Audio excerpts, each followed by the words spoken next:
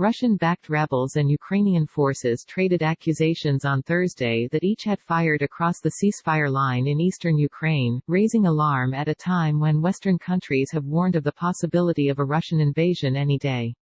Moscow, which has massed more than 100,000 troops near Ukraine, denies it is planning to invade its neighbor and has said this week it is pulling back some troops. The West disputes that there has been a significant withdrawal, and the United States said thousands more troops were still arriving.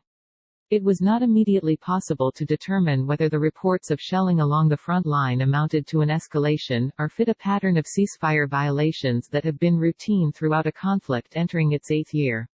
Western countries have repeatedly accused Russia of planning to use an incident in the rebel-held areas to justify an attack, while Moscow, for its part, has accused Kiev of planning an escalation to try to recapture territory by force. Contradicting Russia's assertions that it is pulling back, a senior official in U.S. President Joe Biden's administration said up to 7,000 more troops had moved to the border in recent days, including some arriving on Wednesday.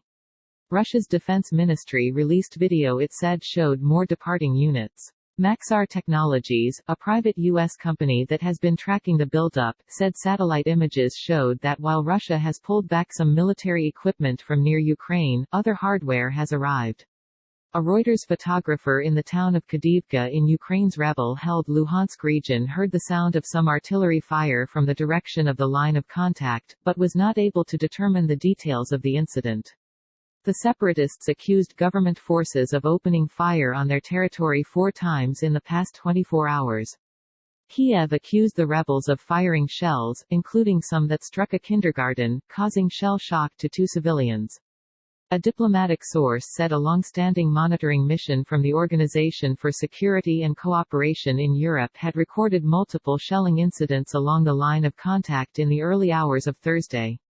Since a 2015 ceasefire brought an end to major combat in the separatist conflict, the OSCE has typically reported dozens of ceasefire violations each day, with significant shelling or clashes leading to injuries or death several times a month. The self-proclaimed Luhansk People's Republic, one of 2 rebel regions, said Ukrainian forces had used mortars, grenade launchers and a machine gun in 4 separate incidents on Thursday.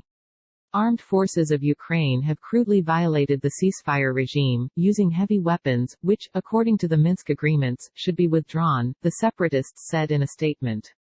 Referring to the rebels, Ukraine's military said, with particular cynicism, the Russian occupation troops shelled the village of Stanitsa Lugansk in the Luhansk region.